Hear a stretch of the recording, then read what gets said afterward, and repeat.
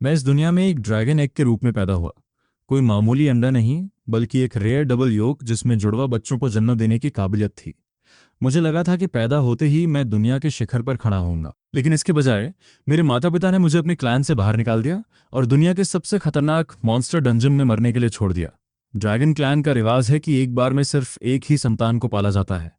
अगर एक से ज्यादा अंडे हों तो कमजोर वाले को खा लिया जाता है। हर मामले में मेरी काबिलियत मेरे बड़े भाई बहनों से कम थी, इसलिए मैं वो बन गया जिसे उन्होंने फेंक दिया।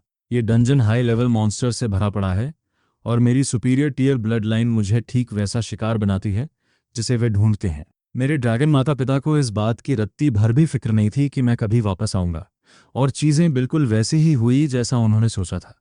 लेवल 1 पर सिर्फ जिंदा रहना भी एक लग्जरी जैसा महसूस होता था। मेरा छोटा और दुबला शरीर मुझे हाई लेवल मॉन्स्टर से छिपने में मदद करता था, लेकिन खाने की कमी मुझे धीरे धीरे मौत की ओर धकेल रही थी। जब मैं एक बिना सिर वाली मक्खी की तरह इधर उधर भटक रहा था, पागलों की तरह कुछ भी खाने लायक ढूंढ रहा था, तभी धुंधली गुफा में एक हल्की खट्टी गंध महसूस हुई। ये तेज थी, थोड़ी सड़ी हुई भी, लेकिन मेरे हैचलिंग इंस्टिंक्ट्स चिल्ला रहे थे कि ये खाना है, एक ऐसी महक जिसे सिर्फ एक ड्रैगन की नाक ही पहचान सकती थी। मैंने सोचना बंद किया, कई गुफाओं को पार किया और आखिरकार उस गंध के सोर्स तक पहुंच गया। एक गोल गुंबद जैसी गुफा के बीचों बीच एक विशाल ड्रैगन कुंडल मारकर बैठा था, करीब 20 मीटर लंबा, एक लेवल 28 सबस्पीशीज अर्थ ड्रैगन। उसकी एक चीख भी मुझे खत्म करने के लिए काफी थी। गंध का पीछा करते हुए मैं देख पा रहा था मेरे जितने ही बड़े 3 या 4 अर्थ ड्रैगन कब्स भूख के मारे दूध पी रहे थे। अर्थ ड्रैगन्स असली ड्रैगन्स नहीं होते, पर उनका ब्लड लाइन ड्रैकोनिक होता है। सबसे जरूरी बात, एक सब स्पीसीज अर्थ ड्रैगन का दूध मुझ जैसा कैंडल ड्रैगन आसानी से पी सकता है। अंधेरे का फायदा उठाकर मैं सावधानी से अर्थ ड्रैगन के पेट की तरफ रेंगने लगा। उन चारों बच्चों को करीब से देखकर मेरी जान में जानी किस्मत मेरे साथ थी। अभी अभी पैदा होने के कारण उन बच्चों ने अपनी आंखें नहीं खोली थीं। कोई मुझे चोरी छिपे दूध पीते हुए नहीं पकड़ सकता था। मैंने आखिरी बार कंफर्म किया कि वो सबस्पीसीज अर्थ ड्रैगन देख तो नहीं रही, और फिर अपनी भूख को खुद पर हावी होने दिया। मैं उससे चिपक गया और लालच में बड़े बड़े घूंट भरने लगा। दूध पीती उस अर्थ ड्रैगन को अचानक एक सिहरन हुई। वह उलझन में थी।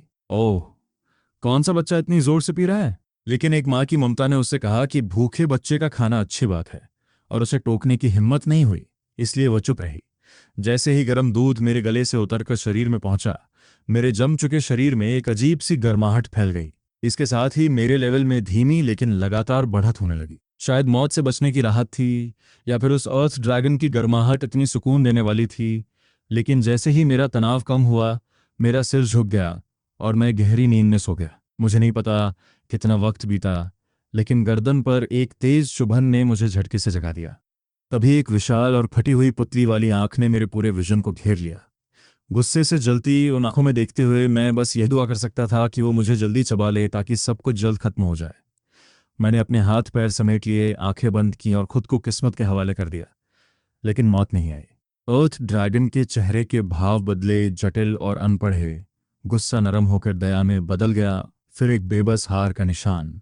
आखिरकार एक लंबे ठहराव के बाद उसने अपनी आंखें बंद की, एक गहरी आ भरी और मुझे धीरे से वापस अपने बच्चों के बीच रख दिया।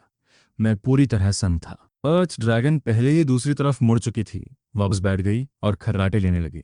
अभी अभी आंखें खोलने वाले वो बच्चे उत्साह में मेरे चारों तरफ घूमने लगे, मुझे सूंघने और चाटने लगे, जैसे 4 छोटे पिल्ले अपने नए भाई का स्वागत कर रहे हों। बिल्कुल नहीं, माँ सच में इस बदसूरत चीज को साथ रख रही हैं।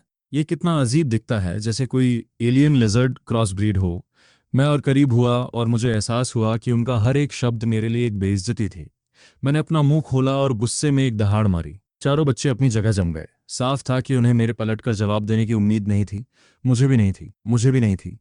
लेवल अप करने और टेलीपैथिक कम्युनिकेशन अनलॉक करने के बाद न केवल मैं दूसरे मॉन्स्टर्स को समझ सकता था, बल्कि वे भी मुझे समझ सकते थे। और इस तरह मैंने उस गुफा में सुकून के 3 दिन बिताए। उन बच्चों के साथ रहना हैरानी की हद तक सुखद रहा। उनकी जुबान कड़वी थी, पर बात वहीं तक थी। उन्होंने कभी मुझे परेशान नहीं किया। वे मेरा मजाक उड़ाते रहते, ये दिखाने की कोशिश करते कि वे मेरी इस बेशर्म मुफ्तखोरी को पसंद नहीं करते।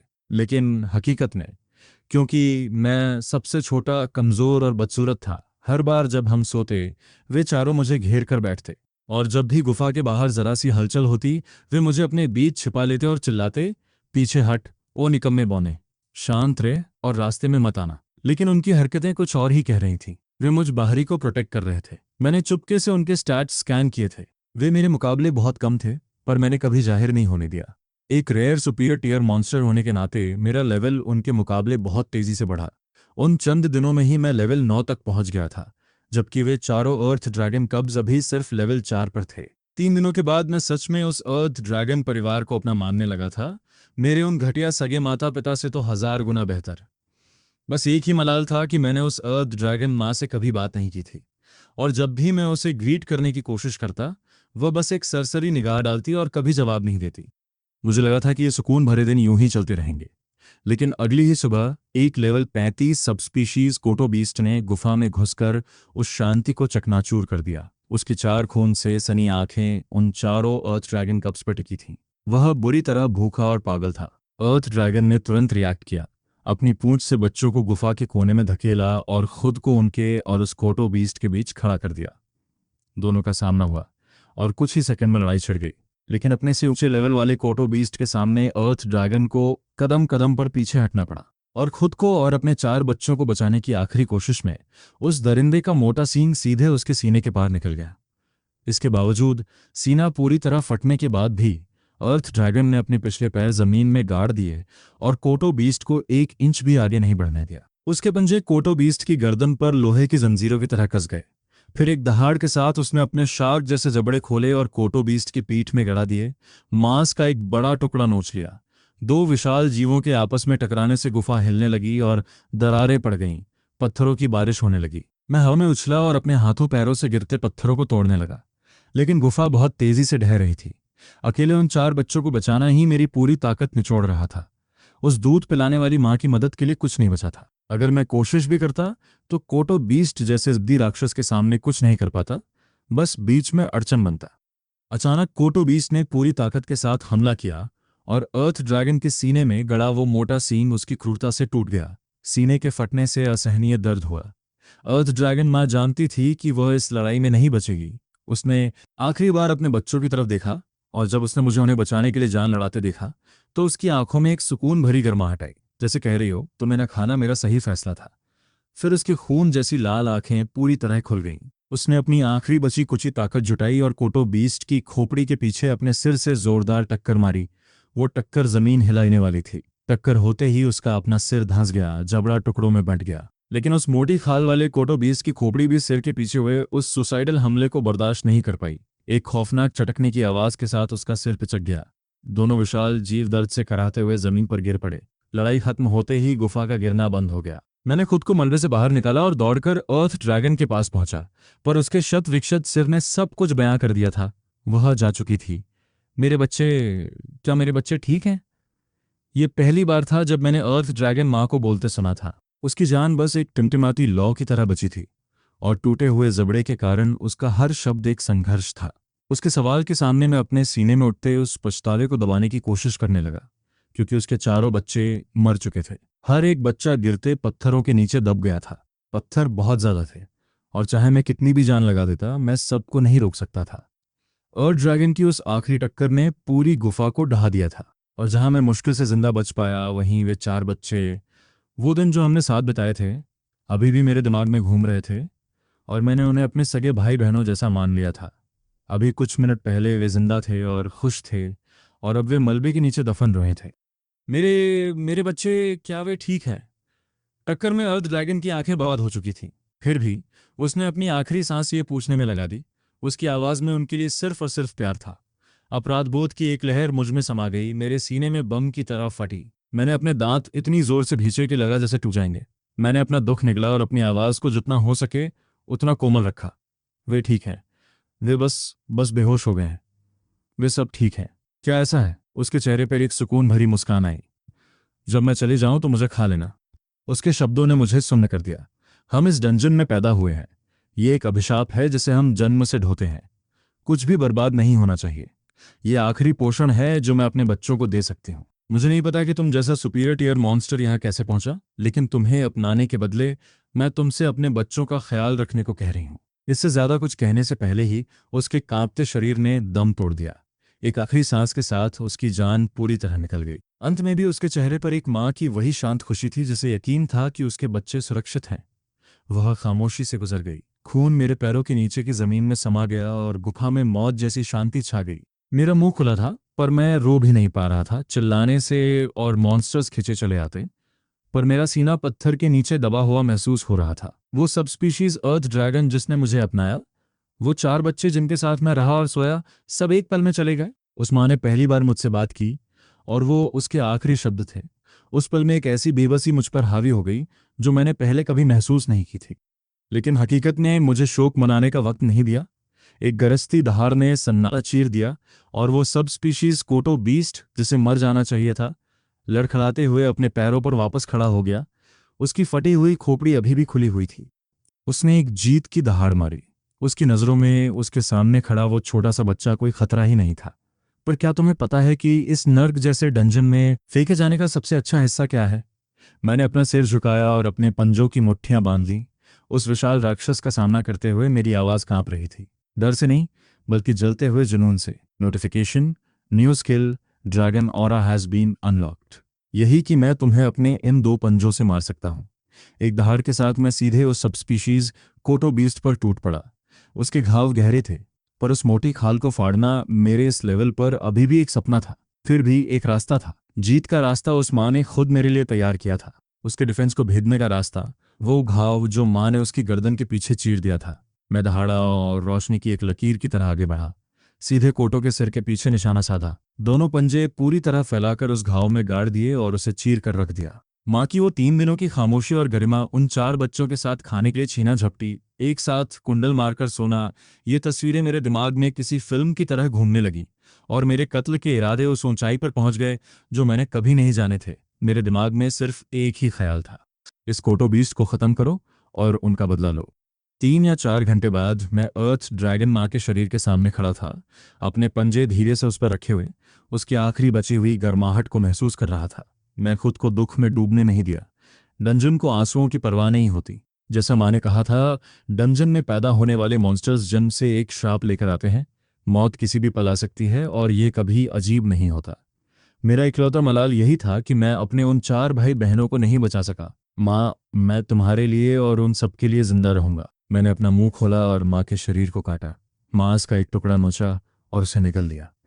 मैं अपनी सिसकियों को रोकता रहा, हर निवाले के साथ अपने आंसू निगलता रहा। कि सपने के मांस का स्वाद इतना कड़वा था कि सहा नहीं जा रहा था। मैंने अपनी पूरी ताकत से उसे अंदर धकेला। चाहे मुझे कितनी भी उबकाई आए, मैं एक निवाला भी बर्बाद नहीं कर सकता था। मेरे पास कोई चारा नहीं था। खून की गंध दूसरे राक्षसों को खींच लाती और वे उसे खा ही जाते। 3 दिन बाद मैं उस गुफा से बाहर निकला। मेरा लेवल अभी सिर्फ 18 था, लेकिन एक सुपीरियर टियर मॉन्स्टर की ग्रोथ के कारण मैं लेवल 30 के लोअर टियर मॉन्स्टर्स का मुकाबला आसानी से कर सकता था।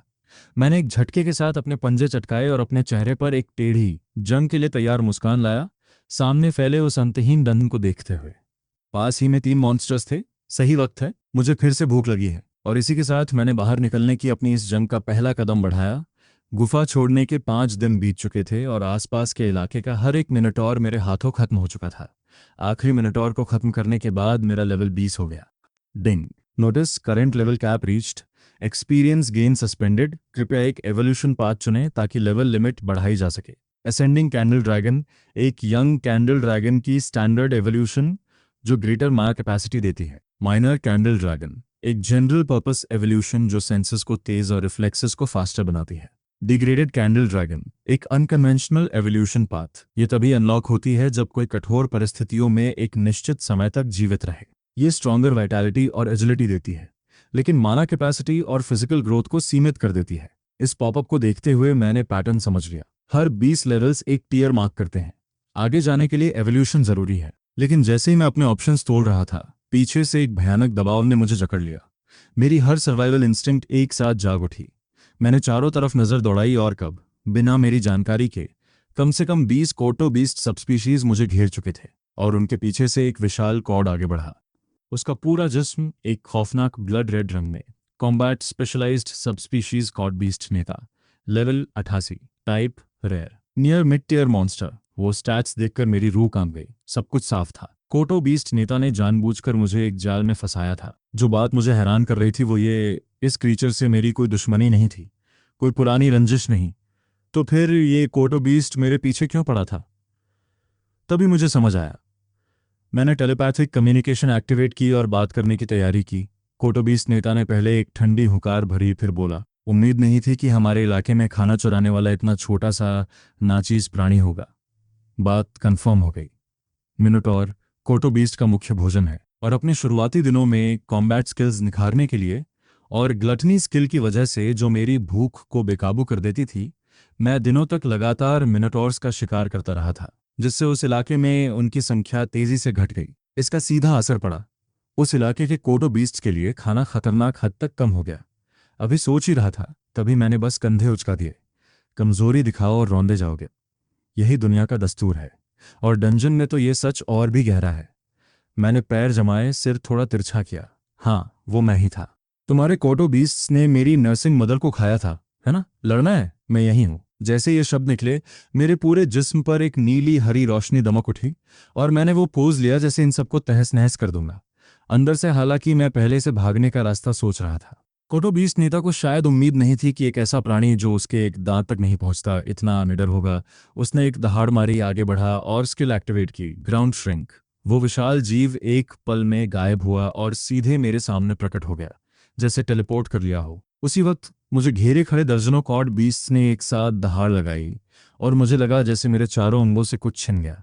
मैं एक इंच भी नहीं हिल सकता था। मुझसे इतने ऊंचे लेवल के कोडो बीस्ट का एक वार और सब खत्म। उस पल में अनगिनत स्ट्रैटेजीज मेरे दिमाग में कौंधीं और हर एक तुरंत रद्द हो गई। कोई प्लान नहीं था, कोई रास्ता नहीं था। तभी अचानक प्योर ब्लू रोशनी का एक स्तंभ आग की तरह आया और बिल्कुल बेखबर कॉट्टो बीस्ट नेता को पूरी तरह निगल गया। पास खड़े कॉट्टो बीस्ट को चीखने का भी मौका नहीं मिला। वो राख बन गए वहीं, उसी पल। जैसे जैसे वो जलती लहर शांत हुई, दूर से एक रिदमिक कदमों की आवाज गूंजने लगी, जैसे किसी पहाड़ को पांव मिल गए हों। हर कदम के साथ जमीन हिंसक तरीके से कांपती थी। मेरी हर इंस्टिंक्ट एक ही अलार्म बजा रही थी, मैं मरूंगा। जैसे जैसे कदम करीब आते गए, मैंने दो जिंदगियों की सारी हिम्मत जुटाई और पीछे मुड़कर देखा। मेरी धड़कन रुक गई।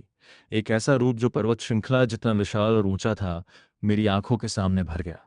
पहली चीज जो मैंने देखी वो उसका चेहरा नहीं था, वो था मेरी स्किल ट्रूथ का पहला डेटा। Target leviathan, level 355, type superior tier monster. उसके एट्रीब्यूट्स इतने ओवरवेलमिंग थे कि ट्रूथ उसका लेवल और टियर भी मुश्किल से रजिस्टर कर पाई। मैंने सांस रोक ली। सोचने का वक्त नहीं था। ये सोचने का तो बिल्कुल नहीं कि एक डंजन बॉस पहली फ्लोर पर क्यों था। जैसे जैसे कदमों की आवाज़ धीरे धीरे दूर हुई, जब पूरी तरह खामोशी छा गई, तभी मैंने दोबारा सांस लेने की हिम्मत जुटाई। मेरी दाहिनी टांग उस ब्लास्ट से घायल हो गई थी। थोड़ा सोचने के बाद मैंने तय किया, एवोल्यूशन यहीं, अभी। पास में कोई और मॉन्स्टर नहीं, ये कंफर्म करने के बाद मैंने एवोल्यूशन ऑप्शंस फिर से खोले। फ्लेजलिंग कैंडल ड्रैगन सबसे ऑर्थोडॉक्स एवोल्यूशन है, लेकिन ये बॉडी साइज बढ़ाती है। डंजन के तंग रास्तों में ये मुझे और मुश्किल में डाल देगी। बाहर डिस्क्रिप्शंस ध्यान से पढ़ने के बाद मैंने डिग्रेड कैंडल ड्रैगन चुनने का फैसला किया। स्टैट्स के हिसाब से भले ही ये ब्लड लाइन को थोड़ा डिग्रेड करे, लेकिन इसके कोर में अभी भी एक कैंडल ड्रैगन है। भविष्य में ट्रू कैंडल ड्रैगन पर वापस ऑप्टिमाइज करने का दरवाजा बंद नहीं होता। और इसके स्टैट्स कहीं ज्यादा बैलेंस्ड है। हमेशा बदलते डंजन में जिंदा रहने का मतलब सिर्फ एक एबिलिटी में एक्सपर्ट होना नहीं है, बल्कि ज्यादा ऑप्शंस होना है। ये तय होते ही मैंने आंखें बंद की। Notification, evolution command received. Evolution 10 seconds में कंप्लीट होगी। ट्रूथ की जानी पहचानी चाइन के साथ मेरे दिल से एक गर्म लहर मेरे पूरे जिस्म में फैल गई। दर्द, ठंड, खून का बहाव, चक्कर, सब कुछ एक पल में गायब। मेरा थका हुआ जिस्म गर्म उफनते खून से भर गया। पुरानी स्किन उखड़ने लगी, नए स्केल्स उसकी जगह लेने लगे, और जब तक मैं इस सेंसेशन को महसूस कर पाता, वो पल गुजर चुका था। डिंग, लेवल रेज टू लेवल 8। मेरे स्काई ब्लू स्केल्स अब गहरे डार्क पर्पल हो गए थे, पहले से साफ, ज्यादा मजबूत। बाकी सभी स्टैट्स भी बढ़े। ड्रैगन विजन और परसेप्शन दोनों तेज हो जाने से मैं साफ महसूस कर सका कि लेवायथन की मौजूदगी फ्लोर 1 की पूरी मॉन्स्टर आबादी को तबाह कर रही थी, और जो बचे थे वो सब भागड़ में थे। मुझे नहीं पता था लेवायथन, एक डंजन बॉस, फ्लोर 1 पर क्यों आया था, लेकिन एक बात जानता था, पहली फ्लोर अब पूरी तरह बदलने वाली थी। और इसी सोच के साथ मैंने फैसला किया, फ्लोर 2 जाने का वक्त आ गया। नर्सिंग मदर को खोने के थोड़े ही बाद मुझे फ्लोर 2 का एंट्रेंस मिल गया था। मैं अब तक गया नहीं था, वजह सीधी थी, एक बार फ्लोर 2 पर उतरो, फ्लोर 1 पर वापस नहीं आ सकते। लेवायथन यहाँ क्या कर रहा था मुझे अभी भी नहीं पता था, लेकिन अगर हालात ने मजबूर न किया होता तो मैं इतनी जल्दी नीचे नहीं जाता। कुछ मिनट बाद मैं उस पैसेज के एंट्रेंस पर खड़ा था, नाक दबाई, आंखें बंद की और सीधे कूद गया। एक लंबी गिरावट के बाद मुझे एक साफ लैंडिंग की उम्मीद थी, लेकिन ह्यूमन आर्मर का एक टुकड़ा वहां था और लैंडिंग कुछ भी स्मूथ नहीं रही। क्या इंसान सच में इस दुनिया की डोमिनेंट स्पीशीज है? जब से मैं पैदा हुआ एक भी इंसान नहीं देखा था, लेकिन जैसे ही वो ख्याल गुजरा, पीछे से कोई 7-8 मीटर की दूरी पर एक हल्की सी मुश्किल से सुनाई देने वाली सरसराहट आई। मुझे लगा कोई मॉन्स्टर घात लगा रहा है। मैं फौरन पलटा, और जैसे ही पलटा मेरा दिल कुछ ऐसा कर गया जिसकी उसे खुद उम्मीद नहीं थी। पास के डेड एंड पैसेज के कोने में एक पतली सी छोटी लड़की दुबकी हुई थी। जन्म के बाद पहला इंसान जो मिला, और वो खूबसूरत भी थी। मेरे जैसे किसी के लिए जो दो पूरी जिंदगियां इंट्रोवर्ट रहा और अकेला, दिमाग ने फौरन अपनी दुनिया में उड़ान भरनी शुरू कर दी। लेकिन जैसे ही मैंने कुछ बोलने के लिए मुंह खोला, लड़की ने एक दहशत भरी चीख मारी और जमीन पर गिर गई, पीछे खिसकने लगी, पांव बेतहाशा जमीन पर मारते हुए। लेकिन पीछे सिर्फ पत्थर की दीवार थी, जाने की कोई जगह नहीं। उसकी रिएक्शन ने मुझे हैरान कर दिया। मेरा गोल मटोल हैचलिंग वाला रूप किसी भी लड़की को अडोरेबल लगना चाहिए था, क्या नहीं? मैं जमीन पर झुका और उसकी तरफ उस तरह खिसका जैसे कोई सड़क पर बिना घर के बिल्ली के पास जाता है। अरे, मैं कोई नुकसान नहीं पहुंचाऊंगा, बस जानना चाहता हूं तुम यहाँ कैसे पहुंची। क्या तुम मुझे समझ सकती हो? लड़की और ज्यादा डर गई, धीरे धीरे कुछ बुदबुदाने लगी। लड़ो और शायद बचो, मत लड़ो और पक्का मरो, मास्टर जिंज मुझे ताकत दो। ये शब्द मेरी समझ में कम ही आए। बेचैन होते हुए मैं और करीब जाने की कोशिश करने लगा, लेकिन जैसे ही मैं 2 मीटर के दायरे में आया, उसने पूरी ताकत से एक राउंड हाउस किक चला दी। मुझे बिल्कुल अंदाजा नहीं था, और इतनी करीब रेंज में वो किक सीधे मेरे सिर की सबसे कमजोर जगह पर लगी। तभी मेरी नज़र में एक लाइन आई, HP-1। मैं बस सोचता रह गया, इतनी कमजोर। मैंने ट्रूथ एक्टिवेट किया और उसके स्टैट्स देखे। दयनीय, ये शब्द भी कम पड़ता था। Target active duty battle monk, level 19, type commoner human female, reproductive value above average. ऐसे स्टैट्स फ्लोर 1 पर भी काम नहीं आते, और मुझे सच में समझ नहीं आया कि वो फ्लोर 2 तक कैसे पहुंची। लड़की अब जमीन पर बैठी अपनी टांग थामे थी, साफ दिख रहा था दर्द बहुत था। उस किक से मुझे कुछ नहीं हुआ, लेकिन उसकी दाहिनी टांग बुरी तरह मुड़ गई थी। फिर एक पल में, चोट को कंप्लीटली इग्नोर करते हुए, वो पागलों की तरह उठी और पास की एक टनल की तरफ भगी। मैं उसके पीछे गया, लेकिन ऊपर से ब्लड फैंग स्पाइडर्स गिरते रहे और बार बार मेरा रास्ता रोकते रहे। डंजन में मॉन्स्टर्स लाइफ एसेंस के हिसाब से शिकार करते हैं, जिसका मतलब था कि वो कमजोर इंसान उनकी इंटरेस्ट में नहीं था। सब मेरे पीछे आ गए। ज्यादा थ्रेट तो नहीं थे, लेकिन लड़की का पूरी तरह पता खो गया। मैं तबाह हो गया।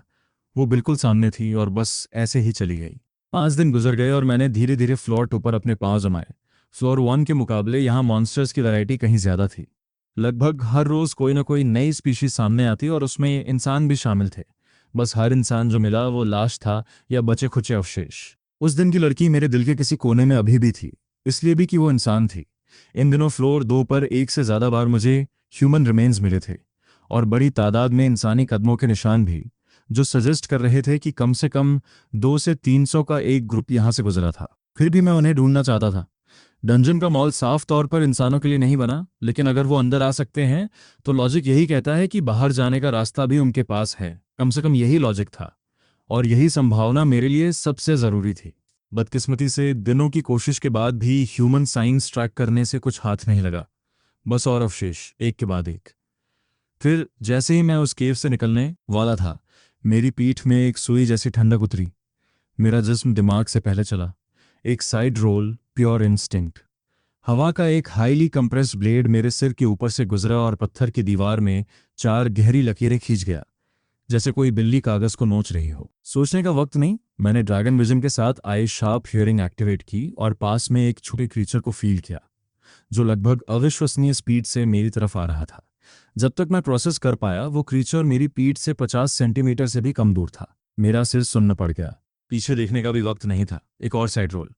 तीखे पंजे मेरे चेहरे के स्केल्स को बाल भर से छूकर गुजरे, और जब मैं क्लियर हुआ, मेरे चेहरे पर 4 गहरे निशान थे। 2 बार और अभी तक सांस ले रहे हो। कोई हैरानी नहीं कि तुम मेरे इलाके में घुसने की हिम्मत रखते थे। लगता है थोड़ी स्किल तो है। अंधेरे से एक लड़की की आवाज आई। वो 4 पांव वाला क्रीचर परछाइयों में छुपा था। अपने पंजों से खून चाटते हुए वो 2 पांवों पर एक इंसान की तरह खड़ा हो गया। मुझे लगता है तुम्हारे पास टेलीपैथिक कम्युनिकेशन स्किल है। तो बात हो सकती है, लेकिन तुम मेरे टेरिटरी में घुसे हो तो जिंदा वापस जाने की उम्मीद मत रखना। म्याओ। मुझे साफ नहीं दिख रहा था, लेकिन मैं बता सकता था कि वो क्रीचर मुस्कुरा रहा था। और जैसे ही वो शब्द खत्म हुए, वो फिगर अंधाधुंध स्पीड से मेरी तरफ आया, इतनी तेज कि नंगी आंखें मुश्किल से ट्रैक कर सकें। एक ही क्रीचर होते हुए भी ऐसा लग रहा था जैसे दर्जनों ने मुझे घेर लिया हो। मैंने कभी नहीं सोचा था कि मुझे ऐसे दुश्मन से सामना होगा जिसके सामने मैं लगभग बेबस हूँ। जब तक मैं वाइटल्स की हिफाजत करता रहूं और वन हिट किल से बचता रहूं, जल्दी नहीं मरूंगा। लेकिन इस क्रीचर की बेतहाशा स्पीड ने मुझे लगभग पूरी तरह हेल्पलेस बना दिया था। अगर ये चलता रहा, मैं धीरे धीरे ग्राउंड डाउन हो जाऊंगा। और इस क्रीचर का इरादा साफ था, किल करना। एक ऐसी सिचुएशन जिसमें जीत नहीं थी, और बिना झिझक के मैंने ट्रूथ में स्किल ट्री मैप खोला। स्किल ट्री पहले भी देखा था, कॉम्प्लेक्स लगती थी, लेकिन ज्यादातर स्किल्स एग्जिस्टिंग वंस की अपग्रेड्स या ब्रांचेस थीं और प्री रेक्विजिट्स के बिना अनलॉक नहीं होती थी। लेकिन बेस लेवल स्किल्स वो मैंने बहुत पहले याद कर ली थी। ठीक ऐसे ही किसी पल के लिए। Unlock dragon perception 1 unlock point consumed. Unlocked. Unlock mental focus 1 unlock point consumed. Unlocked. Unlock pulse 5 unlock points consumed. Unlocked. Skill tree पर रोशनी की एक लकीर दौड़ी, जैसे जैसे ड्रैगन परसेप्शन और मेंटल फोकस के नोड्स जगमगाए। मेरी आंखें खुलीं और एक पल में दुनिया अलग दिखने लगी। मैंने पलटकर पीछे की खाली हवा में एक पंच मारा। एक तेज इंपैक्ट और एक आफ्टर इमेज उड़ गया। बिना एक शब्द के मैंने ड्रैगन ब्रेथ का एक ब्लास्ट छोड़ा। उस क्रीचर को चीखने का भी मौका नहीं मिला। ब्लू फायर का एक सैलाब ने पूरे अंडरग्राउंड चेंबर को एक पल में निगल लिया। मैंने सांस ली और फौरन अपने स्टैट्स चेक किए। कॉस्ट बहुत बड़ी थी, लेकिन अभी उस पर रुकने का वक्त नहीं था। मैंने नोटिस किया, एक्सपीरियंस पॉइंट्स जरा भी नहीं बढ़े। मतलब टारगेट मरा नहीं था। मेरा दिल धक से रहा। पॉइंट ब्लैंक रेंज पर वर्ड ड्रैगन ब्रेथ का हिट कोई छोटी बात नहीं थी। मैं आगे बढ़ा और कोने में वो जला हुआ क्रीचर दिख गया। तभी मेरा दिल वापस अपनी जगह आया। लेकिन जैसे ही मैंने साफ देखा कि वो था क्या, मेरे अंदर कुछ बुरी तरह मुड़ गया। Mutant mongoose, level 51, humanoid type, legendary mid tier monster, shape shifted form, reproductive value extremely high. उस पॉपअप को घूरते हुए मेरे सीने में एक ऐसा दर्द उठा जो पहले कभी नहीं उठा था। मैंने लगभग एक मॉन्गूज को मार दिया था। मॉन्गूज डंजन के फ्लोर 2 का एक आम मॉन्स्टर, बिल्ली जैसी बनावट, लेकिन चेहरा इंसान के ज्यादा करीब और 2 पूंछें। ये एक सामान्य अनरिमार्केबल मॉन्स्टर से ज्यादा कुछ नहीं होना चाहिए था। लेकिन मैंने कभी सपने में भी नहीं सोचा था कि मुझे एक ऐसी मॉन्गूस मिलेगी जिसने अपनी शेप शिफ्टेड फॉर्म पूरी कर ली हो। कैट ईयर्स और टेल्स को छोड़ दो तो हर तरफ से देखो, वो पूरी तरह इंसान लग रही थी। उसके 80% से ज्यादा जिस्म पर जलने के निशान थे, फिर भी उससे अंदाजा लग रहा था कि पहले कैसी दिखती होगी। और मैं, जिसने कभी दुश्मन को खत्म करने में एक पल नहीं सोचा, आखिरी वार नहीं कर पाया। देर किस बात की, मार दो मुझे। न्याओ। मॉन्गूस ने जलती हुई दुश्मनी से मुझे घूरा और मैं सच में हिल गया। काफी देर सोचने के बाद एक आधा अधूरा बहाना सूझा। बिल्ली का गोश्त अच्छा नहीं लगता, बहुत खट्टा और रूखा, और इतनी दुबली तो बिल्कुल पसंद नहीं। शेप शिफ्टेड मॉन्गूस ने एक ठंडी हुंकार भरी। कमजोर समझ के तरस आ गया। आज छोड़ दो, अगली बार मैं तुम्हें मारूंगी। म्याऊं। उस धमकी को मैंने एक झटके में किनारे किया। असल में जो बात मुझे अटका रही थी वो ये था, अभी तुमने मुझ पर अटैक क्यों किया? मैं ड्रैगन ऑरा लेवल 2 पर हर वक्त एक्टिव रखता हूँ। नुकसान नहीं पहुंचाती, लेकिन दूसरे मॉन्स्टर्स को सिग्नल देती है कि मुझसे उलझना ठीक नहीं। तो ज्यादातर मॉन्स्टर्स पहले मुझ पर नहीं आते। जब उसने जवाब नहीं दिया, मैंने दोबारा पूछा, इस बार थोड़ी सख्त आज़माई। गर्ल फॉर्म मॉन्गूज ने मुझे घूरा। जवाब देने में साफ झिझक थी। तुम मेरे टेरिटरी में घुसे और फिर मेरे टेरिटरी में वो किया। और किसे मारती? मैंने पलक झपकाई और याद आया कि इस केव में आया ही क्यों था। हाँ, ठीक वही कर रहा था। कैट टाइप्स का टेरिटोरियल सेंस सच में बहुत तेज होता है, लेकिन यह डंजन था। क्या बाहर के एनिमल इंस्टिंक्ट्स यहाँ भी काम करते हैं? और इससे भी बड़ी बात, फीमेल कैट्स में भी टेरिटोरियल इंस्टिंक्ट होती है। बस इतनी सी बात पेट, तुम इतनी पावरफुल हो, फ्लोर 2 पर डोमिनेंट टीयर मॉन्स्टर कहलाती होगी, और तुम्हें इतनी बेसिक बात नहीं पता। म्याओ। दरअसल मैं डंजन में 1 महीने से भी कम वक्त से हूँ। क्या? नामुमकिन। बाहर की दुनिया कहीं बेहतर है। जंगलों में आज़ाद घूमो। कुछ को तो इंसान माउंट की तरह चुन लेते हैं, फिर खाने की कोई फिक्र नहीं। इस बदबूदार गड्ढे में कौन आएगा भला? म्याओ। सच में वहाँ इतना अच्छा है? मॉन्गूस की बातें सुनकर हंसी लगभग आ गई।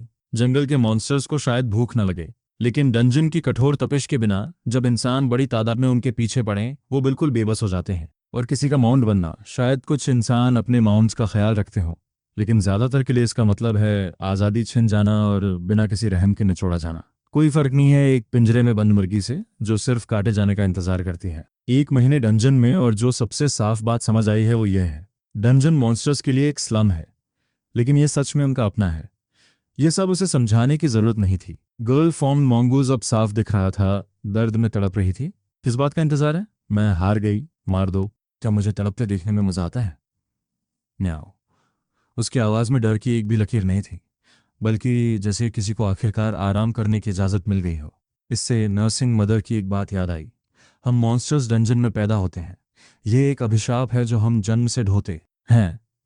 काफी वक्त से मैंने टेलीपैथिक कम्युनिकेशन से परहेज किया था, इस डर से कि मरते मॉन्स्टर्स की गुहारें सुनकर मैं कमजोर पड़ जाऊंगा। चाहे मैं जो भी बन गया हूं, अंदर से अभी भी इंसान था। बेसिक एम्पथी और तरस यह अभी भी था मेरे में, लेकिन इस जगह यही भावनाएं जान ले सकती थीं। शायद कुछ और था। लेकिन मंगूस की उस दयनीय बेचारी हालत को देखकर मैं झिझक गया। इतना बेवकूफ भी नहीं था कि बस यूं जाने दूं और किसी दिन वो वापस आकर मुझे मार दे। जैसे ही मैंने पंजा उठाया, एक जोरदार धमाके ने पूरे डंजन को हिला दिया और मेरा पंजा हवा में रुक गया। फिर पूरा फ्लोर टू हिंसक तरीके से कांपने लगा, जैसे दुनिया अपनी धुरी से उखड़ रही हो। वो इंसान फिर शुरू हो गए, सच में मरने का शौकीन है। मॉन्गूस के शब्दों ने मेरे अंदर उत्साह की एक चिंगारी जला दी। मैंने फौरन पूछा, कौन से इंसान? कुछ वक्त पहले इंसानों ने डंजन क्लियर करने की एक और कोशिश की और फ्लोर 2 बॉस ने उन्हें फिर बुरी तरह रौंद दिया। म्याओ। कुछ लोग जो लीडर्स जैसे लग रहे थे वो ग्रुप के सबसे छोटे मेंबर्स को लेकर भाग गए। बाकी जो ताकतवर थे वो फ्लोर 2 पर फंस गए। तब से वो निकलने का रास्ता तोड़ने की कोशिश कर रहे हैं। लेकिन बॉस को कैसे हराएंगे? म्याओ। हर कोशिश में और लोग जाते हैं। इतना बड़ा शॉक वेव, शायद सब मिलकर आखिरी डेस्परेट स्टैंड दे रहे हैं। चंद जुमलों में उसने वो सब कह दिया जो मुझे सबसे जरूरी था। जैसे ही मैं और जानने वाला था, बगल की पत्थर की दीवार अंदर की तरफ फट गई और एक हैंडसम जवान लड़का एक सुनहरी ग्रेट सोर्ड थामे उसमें से घुस आया। पहला जिंदा इंसान। वो झटका मुझे एक ही पल में लगा। उसने एक साथ मुझे और मंगूस को देखा और उसके चेहरे के भाव जम गए। उसने तुरंत उस सुराग की तरफ पुकारा जिससे वो घुसा था। कैप्टन, यहाँ कंपेनियन मॉन्स्टर्स हैं। मैं इन्हें संभालता हूँ। बॉस पर ध्यान दो। मॉन्स्टर्स मेरे ऊपर छोड़ दो। और उसने वो स्टैंस लिया जो साफ कह रहा था, यहाँ से एक ही निकलेगा। उसकी आंखों में जलती नफरत ने मुझे सच में कंफ्यूज कर दिया। मैंने बमुश्किल मुंह खोला था कि एक्सप्लेन करूं, जब उस जवान ने मुझे बोलते सुना और शांत होने की बजाय और भड़क गया। उसके पूरे जिस्म पर ठंडा पसीना आ गया। वो बुदबुदाने लगा। एक मिथिक टियर जुवेनाइल मॉन्स्टर।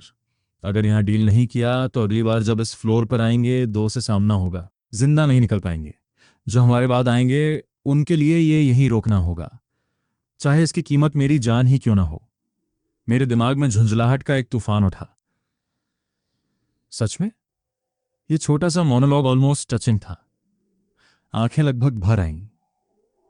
अरे, सुन भी रहे हो मुझे? उस जवान की ग्रेट सोर्ड से एक तीखी आवाज निकली और उसके पूरे जिस्म के हर रोम से एक उफनती, अभिभूत कर देने वाली बैटल विल फूट पड़ी। उससे निकलने वाली एनर्जी एक पल में 10 गुना हो गई। फिर वो एक छोड़े गए तीर की तरह आगे बढ़ा, अलग झपकते मेरे सामने। Target holy knight, level 32, 1 class advancement, type elite tier human. उसके ज्यादातर स्टैट्स मुझसे बेहतर थे। पूरी ताकत में होता तो मेरे स्किल एडवांटेजेस उसे आसानी से निपटा देते, लेकिन मैं घायल था और सीधी टक्कर का सवाल ही नहीं था। वैसे भी किसी इंसान से लड़ने का कोई इरादा नहीं था। 2 पल की झिझक में मैंने आते हुए वार को डॉज किया, मॉन्गूस को उसकी गर्दन की खाल से उठाया, कंधे पर लादा और बॉस और उस जवान से जितना दूर हो सके उस दिशा में दौड़ लगाई। मॉन्गूस को साफ अंदाजा नहीं था कि क्या हो रहा है। एक पल जमीन पर थी, अगले पल बिना किसी वजह के उठाई जा चुकी थी। ये क्या कर रहे हो मियाँ? ये मुझे बर्दाश्त नहीं होगा। बेसुध मॉन्गूस मेरे खुले सिर पर काटने और पंजे मारने लगी। चुप, मैंने झड़का, फिर और हाथ बढ़ाकर उसकी गर्दन की खाल को दबाया। मॉन्गूस का चेहरा फौरन लाल हो गया।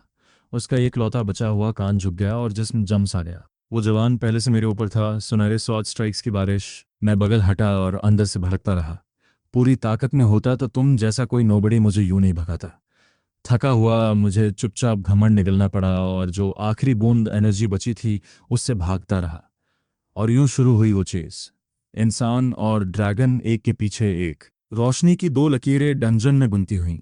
एक फ्यूरियस परस्यूट में उलझी। मुझे लगा था जवान थोड़ी देर में हार मान लेगा, लेकिन 2.5 घंटे की नॉन स्टॉप दौड़ के बाद साफ दिख रहा था कि वो लास्ट फ्यूम्स पर चल रहा था, फिर भी छोड़ने को तैयार नहीं था।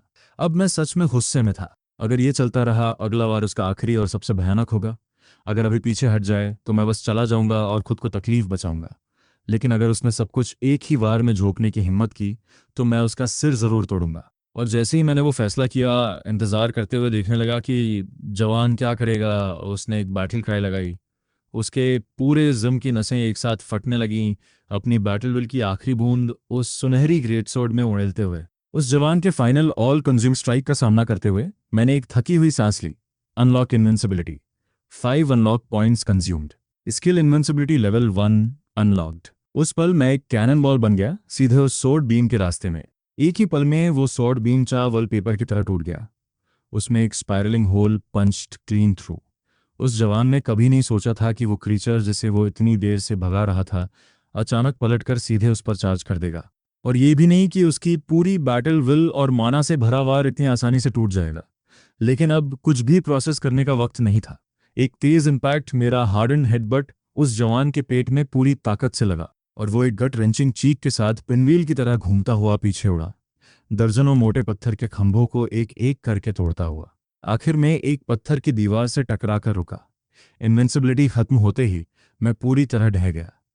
जिस्म जमीन में घुल सा गया। सोचा था अब सांस ले पाऊंगा, लेकिन लेवल नोटिफिकेशंस की झड़ी लग गई और सिर चकरा उठा।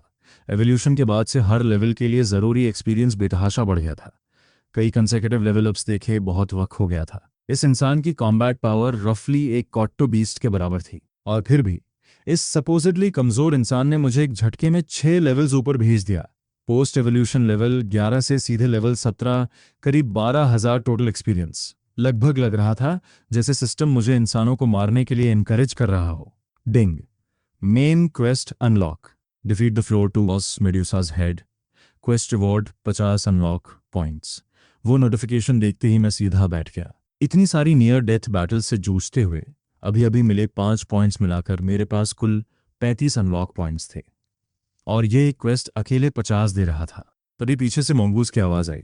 मैं मुड़ा। वो मुझे ऐसे देख रही थी जैसे कोई ऐसी चीज़ देख रही हो जिसका होना मुमकिन नहीं। ऐसा क्यों हुआ कि जब तुमने उस इंसान को मारा तुम्हारी सारी चोटें पूरी तरह ठीक हो गईं, और तुम्हारी प्रेजेंस इतनी ड्रामेटिकली एक साथ कैसे बढ़ गई? मंगूस साफ हैरान थी। किसी भी नॉर्मल लॉजिक से एक मॉन्स्टर की ग्रोथ किसी भी जीव की तरह होती है, धीरे धीरे, स्टडीली। लेकिन उसके सामने ये जुवेनाइल ड्रैगन एक अकेले इंसान को मारने के बाद न सिर्फ उसके जख्म मिट गए, बल्कि उसकी ताकत एक ही झटके में आगे कूद गई। उसने ऐसा कभी नहीं देखा था। उसके स्टंट और डरे हुए सवालों का सामना करते हुए मैंने अपना चेहरा शांत रखा। तो बताओ, यहां मरना है या मेरे साथ आकर फ्लोर 2 बॉस को मारना है? क्या दिमाग खराब हो गया है? वो फ्लोर 2 बॉस है। वो एक जगह रहती है क्योंकि हिल नहीं सकती, तीनों एंट्रेंसेस की रखवाली करती है। तभी कुछ क्लिक हुआ। मंगूस ने स्टन डिसबिलीफ से मुझे देखा। एक लंबी चुप्पी के बाद आखिरकार पूछा, मत कहो तुम मेड्यूसास हेड को मारने का प्लान कर रहे हो, सिर्फ फ्लोर 3 तक पहुंचने के लिए? मैं आओ। मैंने शब्दों से जवाब नहीं दिया, बस मुस्कुराया और सिर हिलाया। मंगूस ने अपनी जलन को इग्नोर करते हुए आवाज उठाई, तुम्हारी मौजूदा ताकत से तुम मुझे भी बिना पसीना बहाए कुचल सकते हो। जब तक मेडुसास हेड के पास न जाओ, इस पूरे फ्लोर पर तुम्हारी बादशाहत होगी। बिना किसी वजह के खतरे में क्यों कूदना? मियाओ। तुमने अभी कहा था कि वो इंसान फ्लोर 2 बॉस से इसलिए लड़ रहे हैं क्योंकि डंजन से बाहर निकलना चाहते हैं, है ना? बस इतना सुनते ही मंगूस को सब समझ आ गया। मत कहो तुम सच में डंजन से बाहर जाना चाहते हो। मैं जानते बूझते मुस्कुराया। तो और गहरे जाना ही बाहर निकलने का रास्ता है। बताओ, डंजन से बाहर कैसे जाते हैं? मुझसे उगलवाने की कोशिश है? मैं आओ। तो क्या हुआ अगर है? तुम पहले ही बोल चुकी हो, बाकी भी बता दो। मैं तुम्हारी मदद क्यों करूं? मंगूस भड़की। मत करो। मेरे पास एक स्किल है जो सीधे दिमाग में घुस सकती है, हालांकि इसमें काफी दर्द होता है। अगर नहीं बताओगी तो मैं खुद अंदर जाऊंगा। मंगूस का चेहरा पीला पड़ गया। ऐसी स्किल्स डंजन में अनसुनी नहीं है।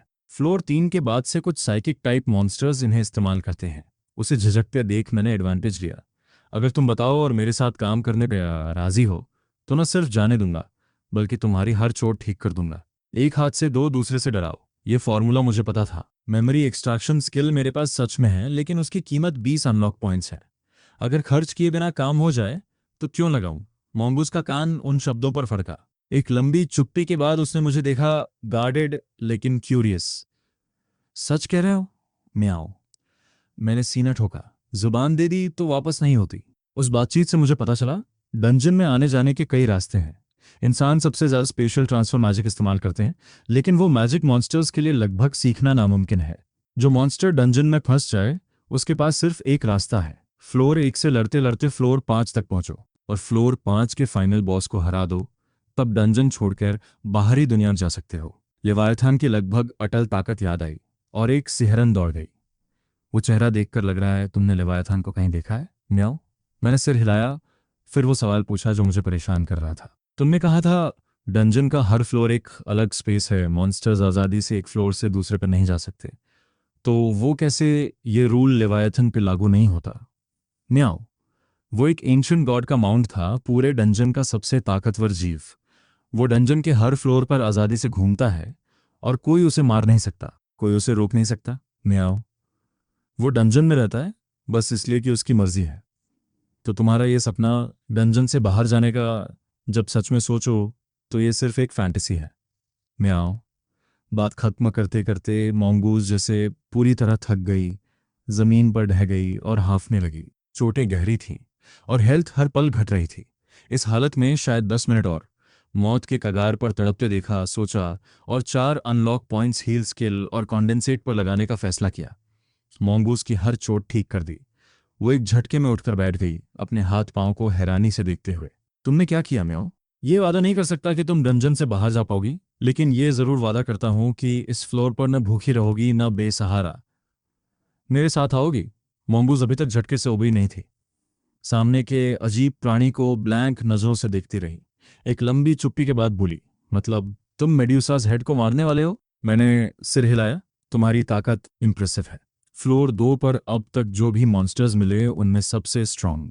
मॉन्गूज ये सुनकर फूल गई। जाहिर है। म्याओ। इस पूरे फ्लोर पर मुझसे ताकतवर सिर्फ वो डायन मेड्यूसा हरसेल्फ है। म्याओ। फिर मॉन्गूज का टोन एकदम बदल गया। लेकिन तुम्हारे लिए मैं अपनी जान क्यों दांव पर लगाऊं? म्याओ। मेड्यूसास हेड को मारो और फ्लोर 2 के टॉप बन जाओ, इस पूरे लेवल की क्वीन। ये अच्छा नहीं लगता? उन शब्दों पर मॉन्गूज का कान फड़का। उसने सिर झुकाया, होठों पर चुपचाप वो शब्द घूमने लगे। फ्लोर की टॉप क्वीन। 2 पल बाद उसने लाल हुआ चेहरा उठाया और जवाब दिया, ठीक है, चूंकि तुमने जान बचाई इस बार मदद करूंगी, बस एक बार। वैसे तुम सच में ड्रैगन हो या कोई कुत्ता? ड्रैगन? क्यों, कुत्ते जैसा लगता है? हाँ, एक छोटा काला कुत्ता, गोल मटोल पेट और सिर भी कुत्ते जैसा। अब से डॉग बॉय बुलाऊंगी तुम्हें। मैं उसे बिल्कुल स्पीचलेस होकर देखता रहा। हो भी तो थोड़े कुत्ते जैसे ना। उस इंसान को तब तक भगाते रहे जब तक खत्म नहीं किया, और मुझे चोट लगाई सिर्फ ठीक करने के लिए। जो भी हो, जो चाहो बुलाओ। तुम्हारा नाम क्या है? नहीं है। डंजन के मॉन्स्टर्स के नाम नहीं होते, कोई मतलब नहीं। तो ठीक है, तुम मुझे डॉग बॉय बुलाओ, मैं तुम्हें कैट गर्ल बुलाऊंगा। मॉन्गूज की पूंछ वहीं जमीन पर पटक दी। कैट गर्ल क्या नाम हुआ? चलो।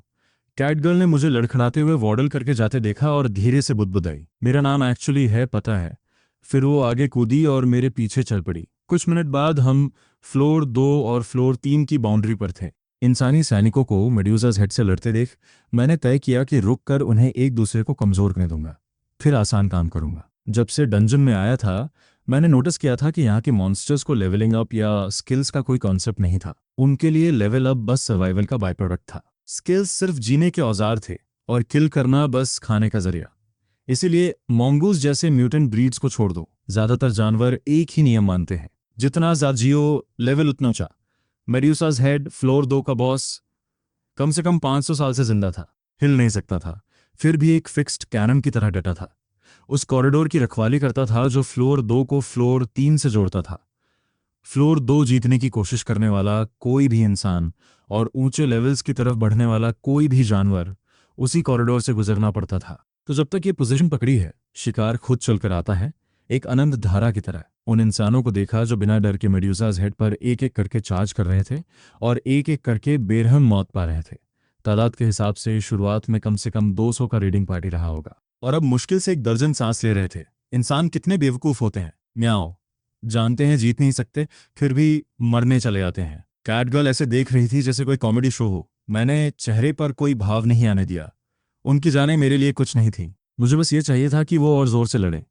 मेड्यूसास हेड की हेल्थ जितनी हो सके उतनी घटाए। उसके स्टैट्स सच में डरावने थे। पूरी ताकत में उससे भिड़ना आत्महत्या होती। इंसानों की वेव टैक्टिक्स फेल हो गई थी, लेकिन मेड्यूसास हेड को रियल डैमेज लगा था।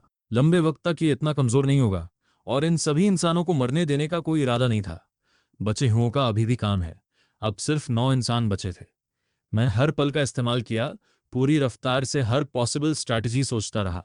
मेड्यूसास हेड का परसेप्शन स्टैट 8000। सरप्राइज अटैक बिल्कुल आउट ऑफ क्वेश्चन था।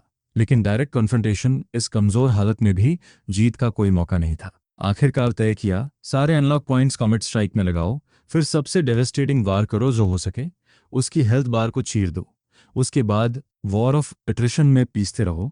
यही एकमात्र रास्ता था जीत का। हर अवेलेबल अनलॉक पॉइंट झोंक दिया। यह सब कुछ था या कुछ नहीं। उस जवान नाइट से लड़ाई और तब से जो देखा था उससे साफ था, ये इंसान बिना मौत के डर के लड़ते हैं। कोने में घिर जाएं तो एक आखिरी सुइसाइडल चार्ज मारेंगे। अभी यह सोच ही रहा था कि 9 बचे इंसान एक दूसरे को उठाते हुए खड़े हुए और एक साथ धार लगाई।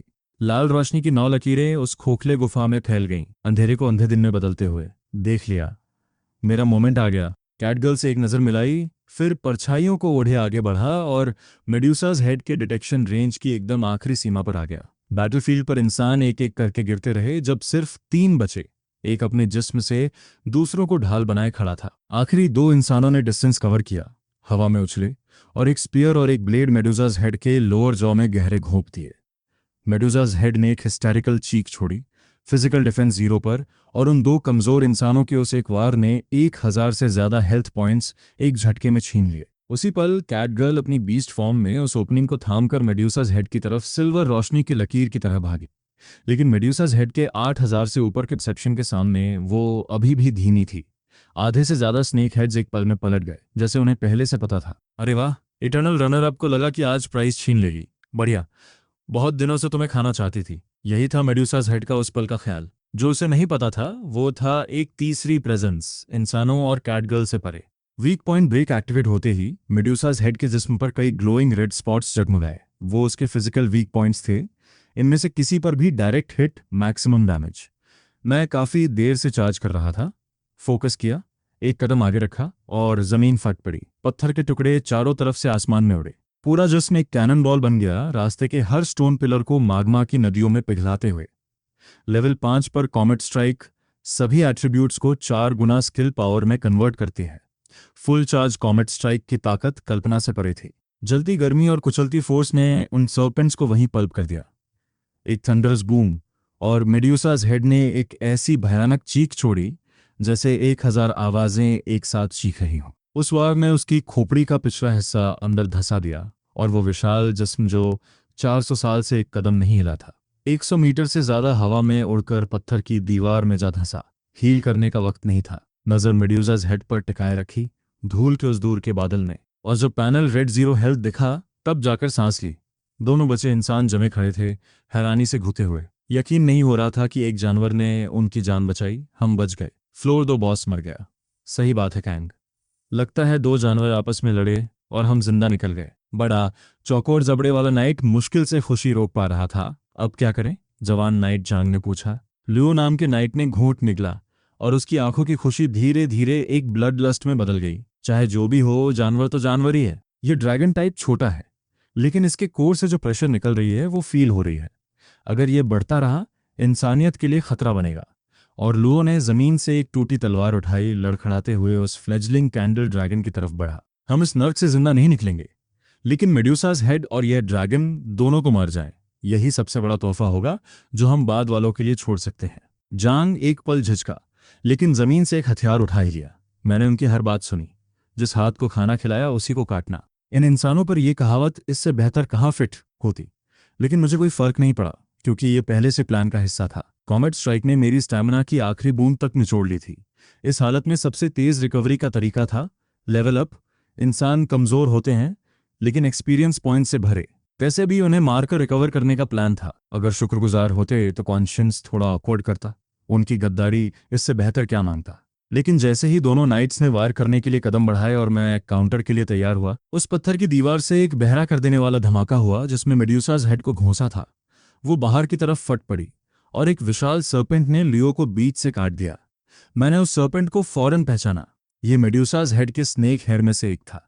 और उसी पल कुछ क्लिक हुआ। इसीलिए मेडुसाज हेड को गिराने के बाद मेरे एक्सपीरियंस पॉइंट्स बिल्कुल नहीं बढ़े। चारों तरफ से सर्पेंट्स की फुफकार बंद होने का नाम नहीं ले रही थी। डंजन में बनाई हर सर्वाइवल इंस्टिंक्ट एक साथ जाग थी। एक ड्रैगन क्लॉ सीधे चेस्ट में, लेवल अप कंप्लीट। मेरी कंडीशन एक पल में पीक पर आ गई। क्या हो रहा है म्याओ? मेडुसाज हेड मर नहीं गई थी? ये सांप अभी भी जिंदा क्यों है? मेरे सिर में एक ठंडक दौड़ गई। कुछ अभी अभी समझ आया। हम खेले गए। वो ह्यूमन शेप्ड हेड बस एक डिकॉय था। असली बॉडी वो सैकड़ों सर्पेंट डीमंस थे जो उसके बाल बनाते थे। वो खोपड़ी बस एक हब था, एक कनेक्शन और रीजनरेशन का नोड। अभी सैकड़ों सर्पेंट डीमंस दो ग्रुप्स में बट गए, आधे मेरी तरफ आधे कैटगर्ल की तरफ। इतने सारे, हर एंगल से हर पल। और सबसे बुरी बात, वो सारे सैकड़ों सर्पेंट डीमंस एक ही एंटिटी काउंट होते थे।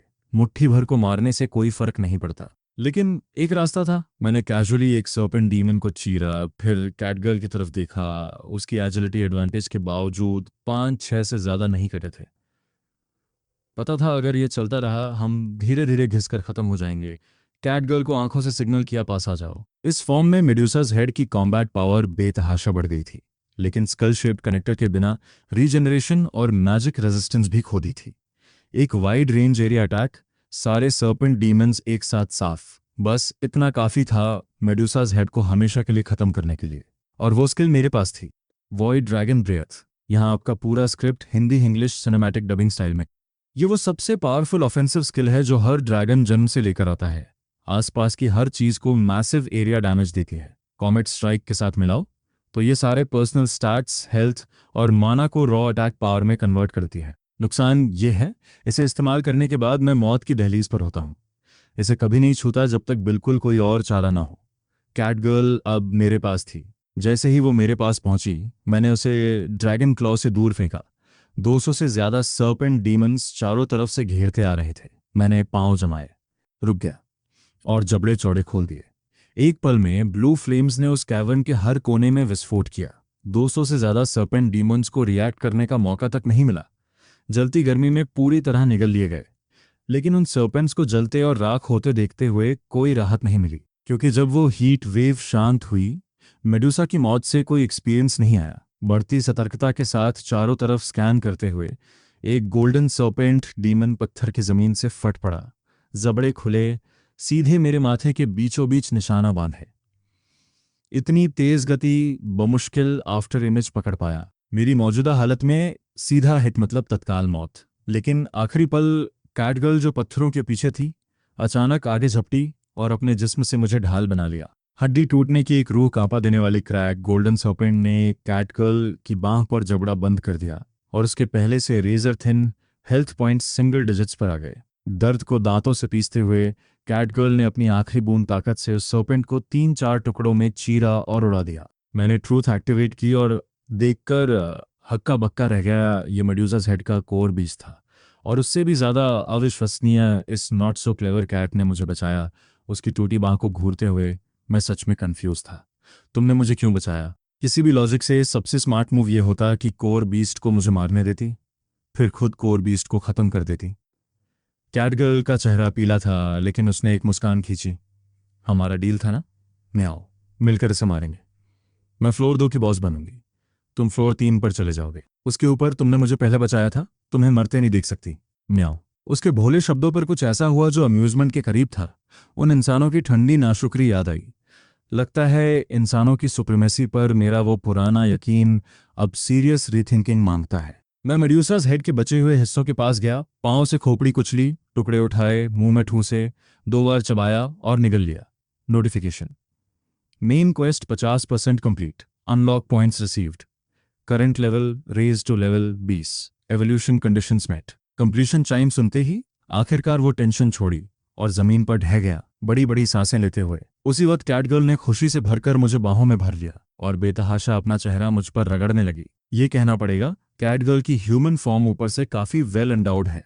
कंडेंसेट और हील से उसकी चोटें पहले ठीक की। फिर मेडुसा's हेड के साथ चारों तरफ देखा। फ्लोर 3 का रास्ता पूरी तरह खुला था, लेकिन जैसे ही उस कॉरिडोर में कूदने वाला था, कैटगर्ल बोली। उसके पूरे चेहरे पर रिलक्टेंस लिखी थी।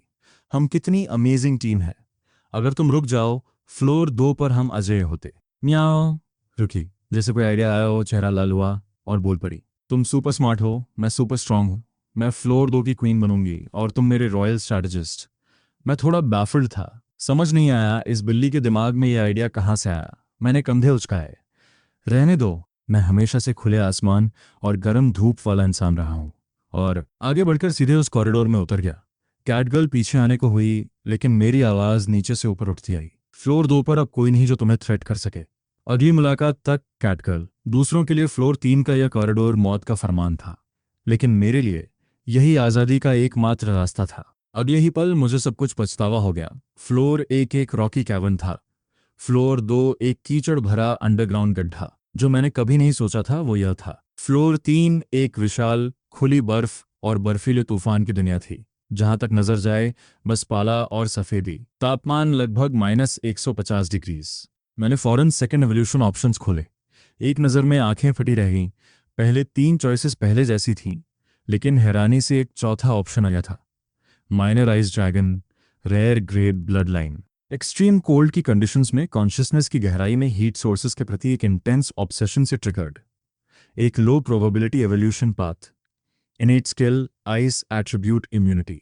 अपनी हेल्थ को ठंड से घटते देखा और बिना एक पल सोचे माइनर आइज ड्रैगन चूज कर लिया। पहले की तरह ट्रूथ की जानी पहचानी चाइम के साथ एवोल्यूशन पलक झपकते खत्म। मेरे जिस्म से हर आखिरी ब्लैक वायलेट स्केल गिर गया। लेकिन जैसे ही इस एवोल्यूशन के स्टैट गेन्स चेक करने वाला था, एक जानी पहचानी चीख सीधे ऊपर से आई। मैंने तेजी से ऊपर देखा और एक बहुत बड़ी पीठ पूरी रफ्तार से मेरी तरफ गिरती दिखी। डॉज करने का वक्त तक नहीं था, डायरेक्ट हिट। मैंने कहा था ना हटो, मैं आओ। कुछ वक्त एक्सप्लोर करने के बाद साफ हो गया। फ्लोर 3 पहले दोनों फ्लोर से बिल्कुल अलग था। एक अनंत प्योर वाइट बर्फ और बर्फीली दुनिया। यहाँ के जानवर भी सेमी ट्रांसपेरेंट और आइसी थे, लगभग बिल्कुल आइस स्कल्पचर्स जैसे, और हर एक लेवल 70 या उससे ऊंचा। फ्लोर 3 को जितनी जल्दी हो सके तोड़ने के लिए कैटगर्ल और मैंने यहाँ के बीस्ट हंट करके पहले लेवल्स ग्राइंड करने का फैसला किया। और यूं 10 दिनों से ज़्यादा की ट्रेनिंग, एडजस्टमेंट और हज़ारों आइस स्कल्पचर बीस्ट्स को फ्रेंजीड तरीके से ढेर करने के बाद मेरा लेवल सेकेंड एवोल्यूशन लेवल 8 पर पहुंचा। लेवल्स हर एवोल्यूशन के बाद रीसेट होते हैं, इसलिए मैं अब डंजन बीस्ट लेवल 88 के इक्विवेलेंट था। कैटगर्ल हमारे पार्टी बोनस से फ़ायदा उठाते हुए उसी वक्त में लेवल 51 से लेवल 62 पर आ गई थी। लेकिन जैसे जैसे लेवल्स चढ़े, फ्लोर 3 के कैनन के बारे में कुछ बेहद अजीब नोटिस करने लगा। कैनन के बाहर के बीस्ट्स लोअर लेवल थे, इसलिए मैं एक्सक्लूसिवली अंदर ही शिकार कर रहा था। बाहर के crimson would snow Wolves ice sculptures जैसे दिखते जरूर थे। उनका खून ट्रांसलूसेंट था, मांस सफ़ेद था, लेकिन वो असली जीव थे। कैनियन के अंदर के स्नो वुल्व्स पूरे प्योर आइस के बने थे। कोई मांस नहीं, कोई खून नहीं। और सबसे टेलिंग बात, लेवल 5 पर एक को मारने पर 200 एक्सपीरियंस मिला था, लेकिन अब लेवल 8 पर इंटेंसिफाइड ग्रोथ अनलॉक करके डबल एक्सपीरियंस के बावजूद एक स्नो वुल्फ सिर्फ 50 पॉइंट्स दे रहा था। इससे एक डरावनी पॉसिबिलिटी सामने आई। मैंने कैटगर्ल को लिया और कैनन में और गहरे घुसा। रास्ते में तरह तरह के बीस्ट्स मिले, लेकिन बिना एक्सेप्शन हर एक का जिस्म आइस का था। कोई इंस्टिंक्ट नहीं, कोई इंटेलिजेंस नहीं, कोई कम्युनिकेट करने की क्षमता नहीं। और सबसे शॉकिंग, कैनियन के गहरे में एक इंसान मिला जिसका पूरा जिस्म आइस का था। ये देखते ही जो मुझे पहले से शक था वो पक्का हो गया। इस कैनियन का हर बीस्ट एक समन्ड पपेट है, और चूंकि कैनियन के बीस्ट्स में कमजोर स्ट्रैगलर्स लगभग नहीं थे, इन सब के पीछे जो क्रीचर था वो ओवरवेलमिंग रूप से ताकतवर था। लगभग सर्टेनली फ्लोर 3 का बॉस। आइस फिनिक्स, कैटगर्ल और मैं 3 पूरे दिन आगे बढ़ते रहे, समन पपेट्स को बेरहमी से मारते हुए। मैं सेकेंड एवोल्यूशन लेवल 11 पर पहुंचा, कैटगर्ल लेवल 75 पर। लेकिन लेवल अप जिस्म को रिस्टोर करता है, दिमाग को नहीं। कैटगर्ल जिसने लगभग आराम ही नहीं किया था, हर कदम पर लड़खड़ा रही थी। बस हो गया, म्याओ, जरा तो रुको। फ्लोर 3 बॉस बस सामने है, उसे मारने के बाद आराम करना। थकी हो तो यहाँ रुक जाओ, तुम्हारी स्पीड से 1 घंटे में मुझे कैचअप कर लोगी। कैटगर्ल ने मुंह बनाया। साफ था वो मुझे अकेला नहीं छोड़ सकती थी। दांत पीसे और चलती रही। टॉक बॉय, तुम थोड़े अजीब हो रहे हो लेटली। म्याओ, बॉस को मारने पर इतना फिक्सेटेड क्यों हो? इसलिए कि जल्दी लेवल अप करना है, लेवायथान को मारना है और इस नर्क से बाहर निकलना है। मेरी वजह सिंपल है, चाहे मैं जो भी बन जाऊं, अंदर से अभी भी इंसान हूं। एक शांत सुकून भरी जिंदगी चाहता हूं। ये डंजन कभी मेरी जगह नहीं था। कैटगर्ल जैसे कुछ कहना चाहती थी, लेकिन मेरी आंखों में वो लोहे जैसा इरादा देख उसने बस होंठ भींच लिए और साथ चलती रही। तभी कैनियन आगे एक विशाल ओपन एक्सपांस में खुल गया। मेरे कदम रुक गए। क्यों रुके? मैं आऊं। फ्लोर 3 बॉस मिला? कैटगर्ल ने मेरी नजर का पीछा किया। वहां उस खुले मैदान पर एक विशाल आइस फीनिक्स एक आइस नेस्ट के बीचों बीच बिल्कुल स्थिर बैठी थी, जैसे हमारा इंतजार करती हो। Target ice phoenix, level 176, type rare, near superior beast, breeding value exceptionally high. पहली बार किसी बीस्ट का 6 डायमेंशनल पैनल देखा जिसमें 4-5 डिजिट्स के स्टार्ट्स थे। यकीन मुश्किल था कि यह सिर्फ फ्लोर 3 का बॉस था, लेकिन रॉ नंबर्स अपने आप में कुछ नहीं होते। स्किल, एप्लीकेशन, टैक्टिक्स और तेज इंस्टिंक्ट्स यही तय करते हैं कि कौन जीतता है और कौन मरता है। मैं आगे बढ़ा। हैरानी से आइस फिनिक्स ने पहले बात की। तुम मेरी शांति भंग करने क्यों आए हो? चूंकि बात करने को तैयार थी, मैंने भी किया। फ्लोर 4 का एंट्रेंस तुम्हारे नेस्ट के ठीक नीचे है ना?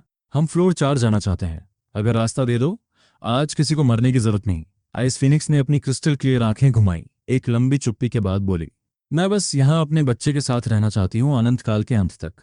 तुम मेरी स्थिरता क्यों तोड़ना चाहते हो? मैंने उसके नीचे देखा। एक छोटी आइस फिनिक्स थी, बस हड्डियां। वो तुम्हारा बच्चा है? आइस फिनिक्स ने जवाब नहीं दिया, बस उस छोटे स्केलेटन को असीम ममता से देखती रही, जैसे बच्चा अभी भी जिंदा हो। मुझे न इसके हालात में दिलचस्पी थी न सब्र। मैंने स्टैंस लिया और लड़ने की तैयारी की। कैटगर्ल ने यह देखा और आइस फिनिक्स से लड़ने में हेजिटेंट लगी। हमदर्दी या क्यूरियोसिटी की वजह से नहीं, बस इसलिए कि उसे नहीं लग रहा था हम जीत सकते हैं। लेकिन अभी यह सब मेरे लिए मायने नहीं रखता था। तुम्हारे और तुम्हारे बच्चे के बीच जो भी हुआ हो, मुझे बस फ्लोर 4 तक पहुंचना है। उन शब्दों पर आइस फिनिक्स ने सिर उठाया और एक वार्मथ के साथ मुझे देखा। फिर अपने इनकॉम्प्रिहेंसिबल तरीके से बोली, मैं देख रही हूँ तुम भी मेरे प्यारे बच्चे के लिए प्लेमेट बनना चाहते हो। मेरा आखिरी जरा सब्र खत्म, बात करना बंद। पल्स की फोर्स पर सवार होकर मैं एक ब्लू ग्रीन कैनन बॉल बना और आइस फिनिक्स से पूरी ताकत से टकराया। जबड़े खोले और वॉइड ड्रैगन ब्रेथ के 3 कॉन्सिक्यूटिव ब्लास्ट्स दागे।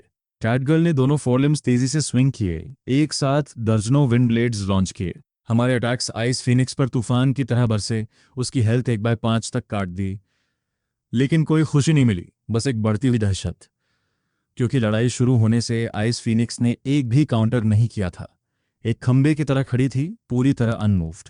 हम जो भी डालते, मेरी कॉम्बैट इंस्टिंक्ट्स चीख रही थीं कि रुको। लेकिन जैसे ही वॉइड ड्रैगन ब्रेथ का फाइनल ब्लास्ट छोड़ने वाला था, कैनियन की दीवारों की दरारों से दर्जनों आइस बीस्ट एक साथ उमड़ पड़े। उसी पल आइस फिनिक्स, जो अब तक पहाड़ की तरह स्थिर थी, आखिरकार हिली। उसने पंख चौड़े फैलाए। अंदर आते आइस बीस्ट्स टुकड़ों में बिखरने लगे, जैसे पिघल रहे हों, और आइसी पानी बनकर सीधे आइस फिनिक्स के जिस्म में समा गए।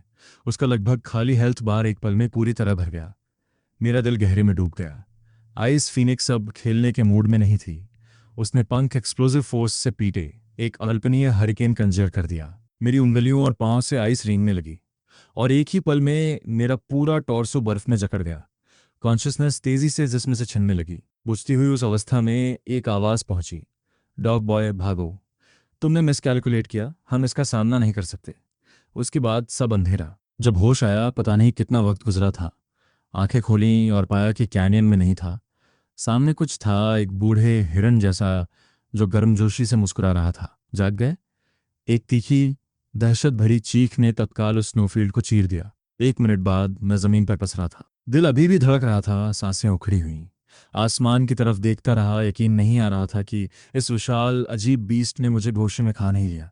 बस इतना ही नहीं, उसने अपने विशाल जिस्म से मुझे ढका और पूरा एक दिन रात इंतजार किया, जब तक मैं खुद नहीं जागा। तो क्या तुमने मुझे बचाया? मैंने सावधानी से पूछा। वो गंजे सिरवा बीस्ट सच में हैरान लगा। तुम कम्युनिकेट कर सकते हो, टेलीपैथी भी जानते हो? मैंने थोड़ा ऑकवर्ड होकर सिर हिलाया। मैं जोर से बोला ना अभी? गंजा सिर एक तरफ झुका। माफी, इतना लंबा जी लिया हूं कि याददाश्त थोड़ी धुंधली हो गई है। लेकिन जिसने तुम्हें बचाया वो मैं नहीं था, वो तुम्हारी दोस्त थी। मैंने पलक झपकाई। वो तुम्हारी मॉन्गूज। उस मॉन्गूज को कैसे भूल गए? कैटगर्ल, मैं वहीं जम गया।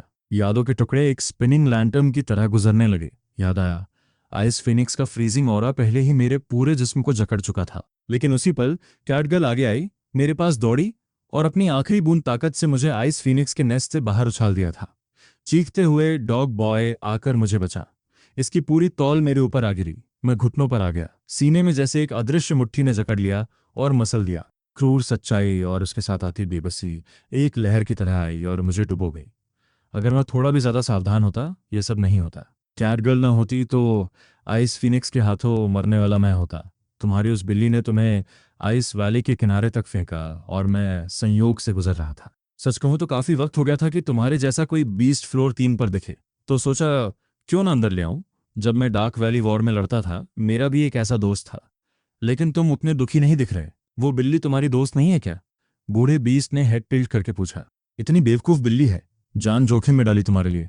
और तुम इतने बेफिक्र क्यों हो? मुझे क्या करना चाहिए? मैंने पलटकर आइस वैली की तरफ कदम बढ़ाया। बूढ़े बीस्ट ने फौरन सामने आकर रास्ता रोका। क्यों रोक रहे हो? क्योंकि एक जवान बीस्ट को सीधे अपनी मौत की तरफ जाते देख रहा हूं। रोकना एक एल्डर का फर्ज है। कैटगर्ल मर गई और मेरी वजह से मरी। बदला लेना मेरी जिम्मेदारी है। मेरे शब्द सख्त और साफ थे, लोहे जैसे इरादे से भरे।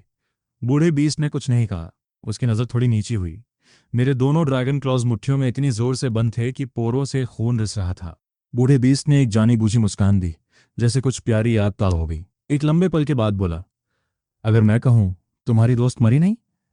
वो शब्द एक लाइफलाइन की तरह गए। मैं पलट गया और देखा, बूढ़ा बीस्ट गर्म मुस्कान के साथ मुझे देख रहा था। ये झूठ नहीं लग रहा था। आइस फीनिक्स के पपेट्स में रियलिज्म की डिग्री असाधारण रूप से ऊंची होती है। इसकी वजह है उसकी समनिंग टेक्निक, एक दुर्लभ कला जिसे बोन फ्लेश सब्स्टिट्यूशन कहते हैं। एंशिएंट एरा से अब तक तुम्हारे अलावा 10 से भी कम बींग्स ने यह स्किल पोजेस की है। ये एग्जिस्टेंस की सबसे रेयर एबिलिटीज में से एक है। आमतौर पर समन क्रीचर्स ओरिजिनल से कमजोर होते हैं, लेकिन बोन फ्लेश सब्स्टिट्यूशन ओरिजिनल्स के बराबर या उनसे ताकतवर क्रीचर्स बना सकती है, क्योंकि ये कॉपी नहीं करती, ये छीनती है। एक क्रीचर को जकड़ती है, मारती है, लेकिन सोल को प्रिजर्व करती है, माइंड को स्ट्रिप कर देती है और बॉडी को आइस से रीबिल्ड करती है। समनिंग से कम, पपेटाइजिंग ज्यादा। यही वजह है कि उसके समन क्रीचर्स को मारने पर एक्सपीरियंस पॉइंट्स मिलते हैं। आइस वैली में जो भी बीस्ट मिला तुम्हें, बिना एक्सेप्शन आइस फिनिक्स का पपेट था। फ्लोर 3 बहुत पहले से पूरी तरह आइस फिनिक्स के कंट्रोल में है। कुछ कमजोर स्ट्रैगलर्स को छोड़ दो, जिसमें भी थोड़ी सी भी ताकत थी, वो आइस फिनिक्स के पपेट्स में तब्दील हो चुका है। ये रेवलेशन प्रोसेस करना मुश्किल था, लेकिन इसका कैटगर्ल के जिंदा होने से क्या लेना माइनस देना? मैंने कंफ्यूज होकर पूछा। बूढ़े बीस्ट ने जारी रखा, बोन फ्लैश सब्स्टिट्यूशन ताकतवर है, लेकिन इसकी कमजोरी यह है कि यह बेहद धीरे काम करती है।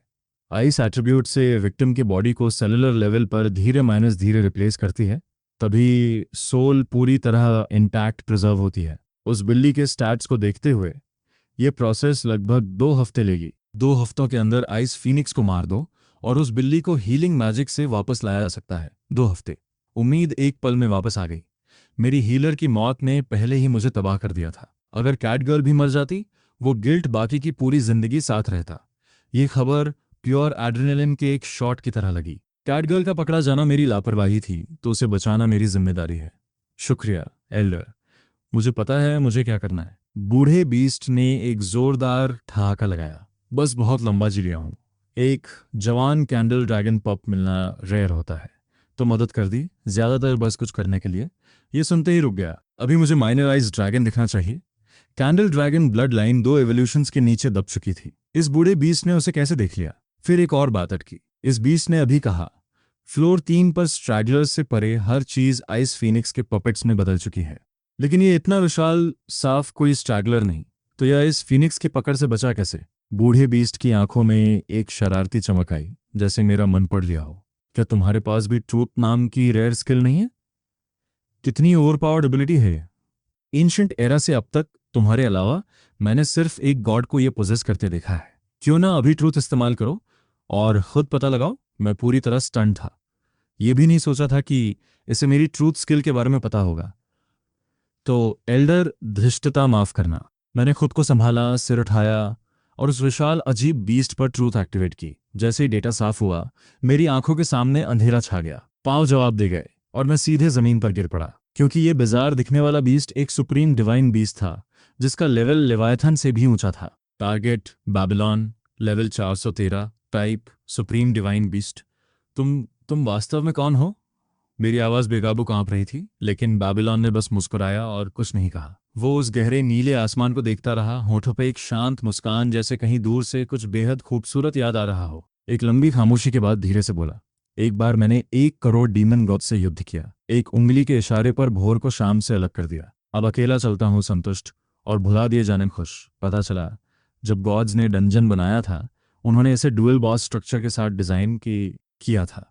लेकिन वक्त के साथ जैसे जैसे बैबिलॉन लड़ाइयों और उनके झंझटों से थकता गया और उम्र ने दस्तक दी, वो फ्लोर 3 पर सिमट गया, जो सबसे रहने योग्य फ्लोर था। कहीं ज्यादा ताकतवर लेवायथन को अकेले डंजन पर राज करने के लिए छोड़ दिया। उसके संक्षिप्त परिचय के बाद मैं बस एक कमजोर मुस्कान ला सका।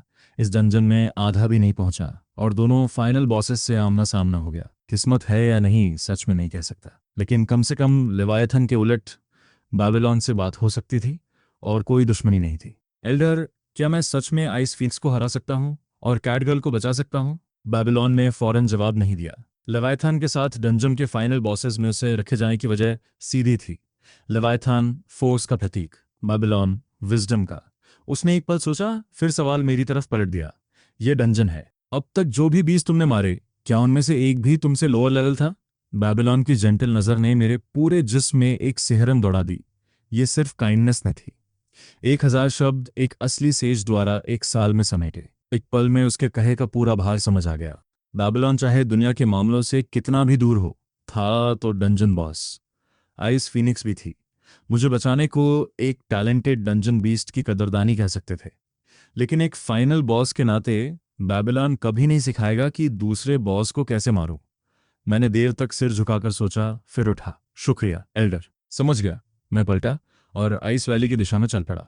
2 हफ्ते नहीं, 10 दिन। 2 हफ्ते बहुत करीब है। कैटगर्ल उतना होल्ड नहीं कर पाएगी। 10 दिन, बस इतना ही दे रहा हूं खुद को।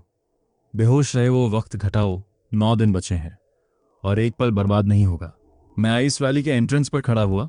10 किलोग्राम से ज्यादा वजन का बर्फ का एक टुकड़ा उठाया, फिर अपनी पूरी ताकत को पल्स के साथ मिलाया और उसे वैली में पूरी फोर्स से फेंका। उस थ्रो के पीछे की ताकत ने बर्फ को कैनन बॉल की डिस्ट्रक्टिव फोर्स दे दी। वो 1 किलोमीटर से ज्यादा दूर आइस वॉल से एक थंडरस बूम के साथ टकराया और उस एक्सप्लोजन ऑफ साउंड ने दीवार से चिपके आइसबोर्न काइट्स को भड़का दिया। पलों में वैली एंट्रेंस के पास छुपे 2 से 3 हजार आइसबोर्न काइट्स एक साथ उड़ान भर गए। लेकिन उस ओवरवेलमिंग सॉन्ग को देखते हुए मैं बस मुस्कुराया। ट्री। बात यह थी, आइस फिनिक्स अपने आइस पपेट्स को एब्जॉर्ब करके हेल्थ रिस्टोर कर सकती थी। जब तक आइस वैली में आइस पपेट्स थे, आइस फिनिक्स इफेक्टिवली अमर थी और आइस वैली का हर बीस्ट आइस पपेट बन चुका था। तो क्यों ना उसकी ये एबिलिटी छीन लो और साथ साथ खुद को पावर अप भी करो।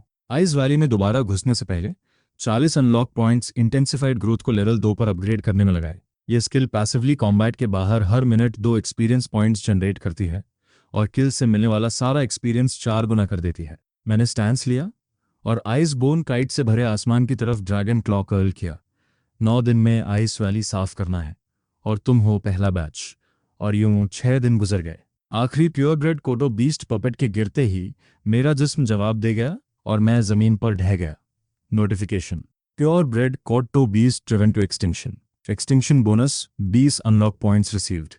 Total unlock points 416। Level raise to level 16। ये 11वीं स्पीशीज थी जिसे मैंने आइस बोन बीस्ट पपेट्स में से एक्सटिंक्ट किया। 6 दिन। इतनी बार खुद को एब्सोल्यूट एज तक धकेला कि गिनती नहीं। मेरे करंट लेवल पर बाकी 2 बची स्पीशीज को भी खत्म करूं तो एक लेवल भी नहीं बढ़ेगा, लेकिन करना जरूरी है। न सिर्फ आइस फिनिक्स की इमॉर्टैलिटी हमेशा के लिए खत्म करने के लिए, बल्कि इससे भी जरूरी 90% ज्यादा अनलॉक पॉइंट्स इकट्ठा करने के लिए। जीत की गारंटी के लिए 2 स्किल्स एब्सोल्युटली अनलॉक करनी होंगी। इधर आइस वैली की गहराइयों में आइस फिनिक्स एक आइस एग के अंदर जमी एक सिलुएट को देख रही थी, गहरी हैरानी से। 10 दिन हो गए। लेवल 75 के एक ऑर्डिनरी बीस्ट को तब तक ऑर्गन लेवल तक डिसॉल्व हो जाना चाहिए था। फिर भी कैटगर्ल अंदर जमी सिर्फ 20% स्किन इरोजन दिखा रही थी।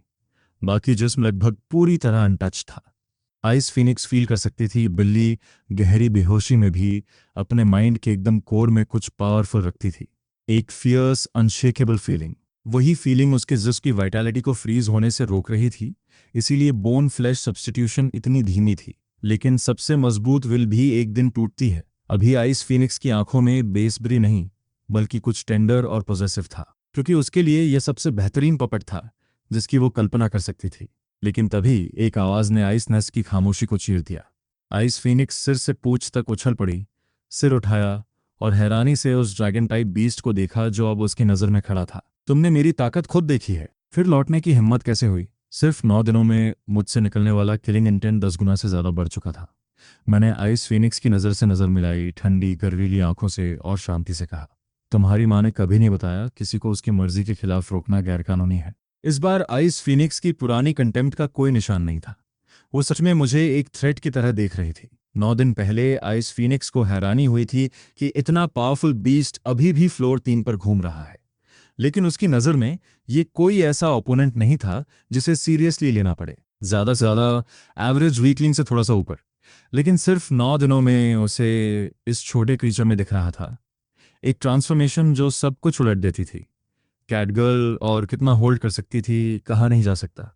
मैंने एक भी शब्द बर्बाद नहीं किया, एक कदम आगे बढ़ा, बिजली की एक लकीर बन गया सीधे आइस फिनिक्स के चेहरे की तरफ, और बिना रहम के उसके चेहरे पर एक किक ठोक दी।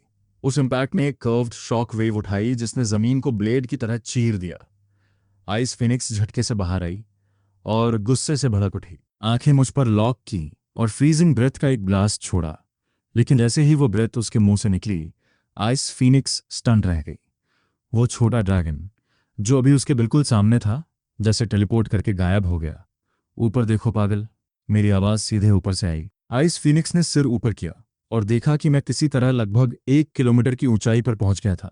जबड़ों में वॉइड ड्रैगन ब्रेथ बिल्ड हो रही थी, इतनी स्कॉचिंग हॉट की स्पेस खुद उसके इर्द गिर्द वॉप कर रहा था। पिछली बार जब उसने 4 वॉइड ड्रैगन ब्रेथ के ब्लास्ट झेले थे, आइस फिनिक्स ने पूरी तरह अपनी इमोर्टैलिटी पर भरोसा किया था और हमारे ऑल आउट असॉल्ट को एक क्लाउन शो की तरह देखा था।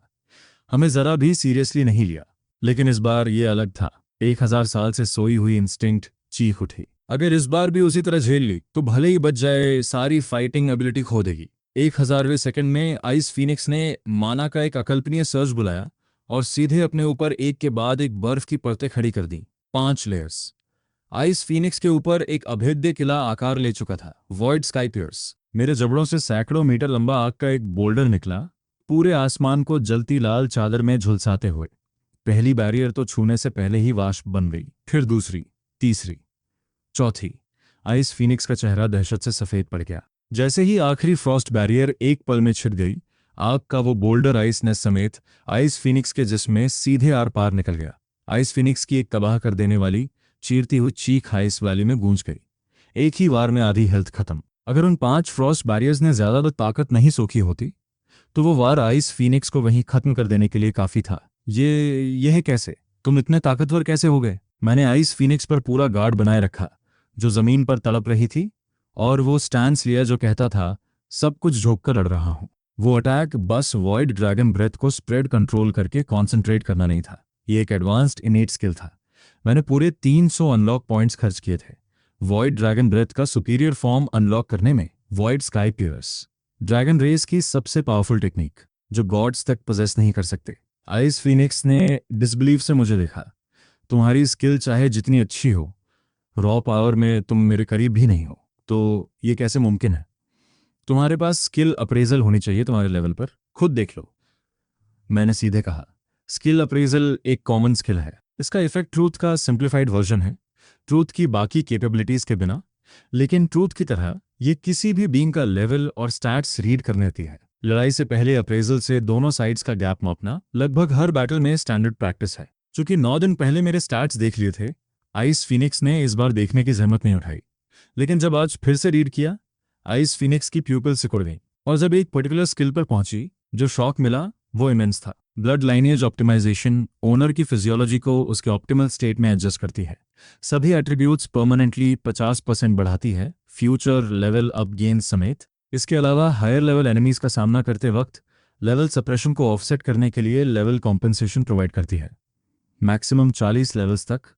वॉइड स्काई पियर्स के साथ स्किल ट्री के टॉप टियर स्किल ग्रुप में लिस्टेड। कॉस्ट 200 अनलॉक पॉइंट्स, एक फॉर रिवोल्यूशन के बराबर एट्रीब्यूट बूस्ट, 40 लेवल्स का कॉम्पेंसेशन। आइस फिनिक्स का लेवल एडवांटेज प्रैक्टिकली रिलेवेंट बना देता था। और आखिर में रैपिड रीजनरेशन, वो अंडरवेलमिंग स्किल जिसे मैंने पहले डिसमिस कर दिया था, अब उसका मोमेंट था।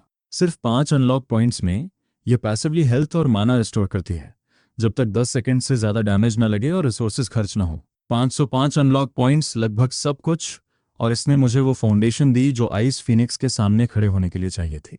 तुम भी वो शांति तोड़ना चाहते हो जो मेरे बच्चे को प्यारी थी। आइस फिनिक्स ने दहाड़ मारी और पंख चौड़े फैला दिए। मेरी पूरी तरह ट्रांसफॉर्म पावर के सामने आइस फिनिक्स के पास सीरियस होने के सिवाय कोई चारा नहीं था। आइस पपेट्स अब्जॉर्ब करो, हेल्थ रिकवर करो, स्टैट्स बूस्ट करो, फिर शेयर नंबर से ओवरवेल्म करो। यही हमेशा से आइस फिनिक्स की फ्लोर 3 पर स्ट्रैटेजी रही थी। लेकिन पूरे 10 सेकंड्स बाद नेस्ट के आसपास कहीं भी एक भी आइस पपेट नहीं आया। हैरानी से मैंने स्मर्क के साथ सिर झुकाया। आइस फिनिक्स को आखिरकार समझ आया कि कुछ बहुत गड़बड़ हो गया है। स्टैंडर्ड समनिंग के उलट bone flash substitution genuine life force वाले आइस पपेट्स बनाती है। इसकी वजह से उन्हें कंट्रोल करने में एनॉर्मस मेंटल एनर्जी खर्च होती है। बड़ी तादाद कंट्रोल करने पर भी बस बेसिक कमांड्स दे सकती थी। पपेट्स को ज़्यादातर अपने जजमेंट पर रिलाई करना पड़ता था। इससे किसी इंडिविजुअल पपेट पर अटैक का सेंस करना प्रैक्टिकली इम्पॉसिबल था। वैली में कम से कम 3 लाख आइस पपेट्स थे। सबको ट्रैक करने के लिए 30 लाख से ज़्यादा का परसेप्शन स्टैट चाहिए। लेवियाथान का भी परसेप्शन इतना ऊंचा नहीं हो सकता। आइस फीनिक्स को कभी मौका नहीं मिला नोटिस करने का कि मैं उन्हें खत्म कर रहा हूँ। इस पल आइस फीनिक्स को लग रहा था जैसे एक फ्रोजन एबिस में गिर पड़ी हो। उसने कभी नहीं सोचा था कि ये छोटा ड्रैगन बोन फ्लैश सब्स्टिट्यूशन की सबसे बड़ी कमजोरी देख लेगा और वैली के लाखों आइस पपेट्स को सच में एक एक करके खत्म कर देगा। तुम्हारे आइस पपेट सच में पावरफुल हैं।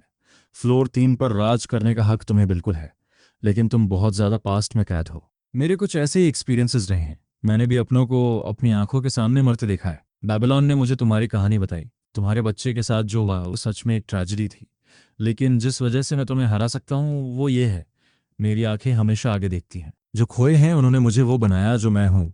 तुम अभी भी उनके कैदी हो। बेबीलोन, उस नाम की गूंज पर आइस फिनिक्स पूरे जिस्म से कांप उठी। उसकी आंखों का शॉक फ्यूरी में बदल गया। वो मरे न मरा बूढ़ा रेलिक। आइस फिनिक्स ने पंख पीटे, एक मॉन्स्टर्स गेल उठाया। उसके पूरे जिस्म का माना पंखों में उमड़ आया।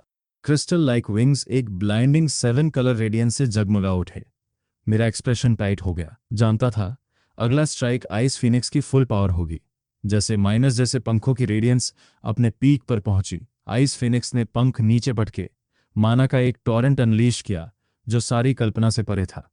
जहां जहां वो पहुंचा हवा तक सॉलिड हो गई और मैं रैपिड रीजनरेशन से पूरी तरह रिस्टोर्ड अपनी जिंदगी का सबसे पावरफुल स्ट्राइक अनलीश किया। Comet strike, void sky piers.